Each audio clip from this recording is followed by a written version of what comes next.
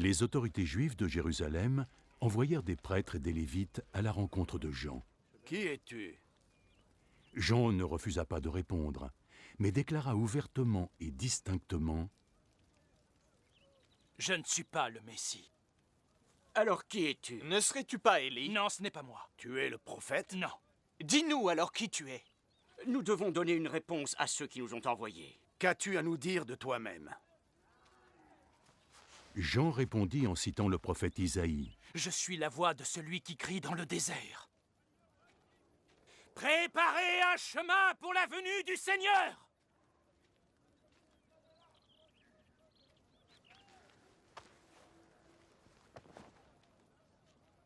Les messagers qui avaient été envoyés par les pharisiens lui demandèrent alors: Mais alors si tu n'es pas le Messie, ni Élie, ni le prophète, pourquoi baptises-tu?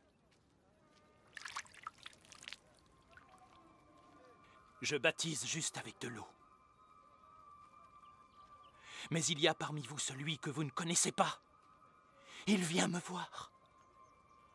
Même si je ne suis pas digne de délier les lanières de ses sandales.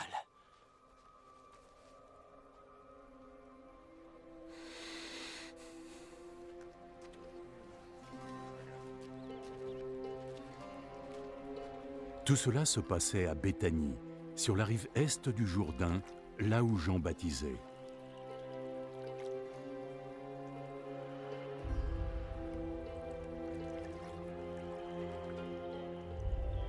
Le lendemain, Jean vit Jésus venir à lui.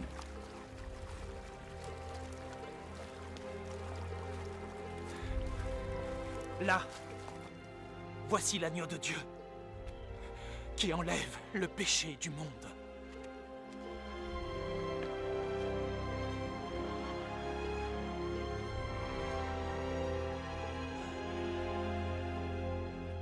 C'est celui dont j'ai parlé quand j'ai dit « Il vient après moi, mais il est plus grand que moi, parce qu'il existait avant que je naisse. » Je ne savais pas qui il serait,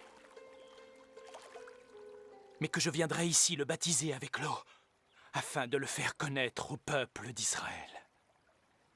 Et Jean nous a livré ce témoignage. J'ai vu l'Esprit descendre du ciel comme une colombe et se poser sur lui. Je ne savais toujours pas que c'était lui, mais Dieu, qui m'a envoyé baptiser avec l'eau, m'avait dit « Tu verras l'Esprit descendre et s'arrêter sur un homme. Il est celui qui baptise avec le Saint-Esprit. » Je l'ai vu et je vous le dis, il est bien le Fils de Dieu.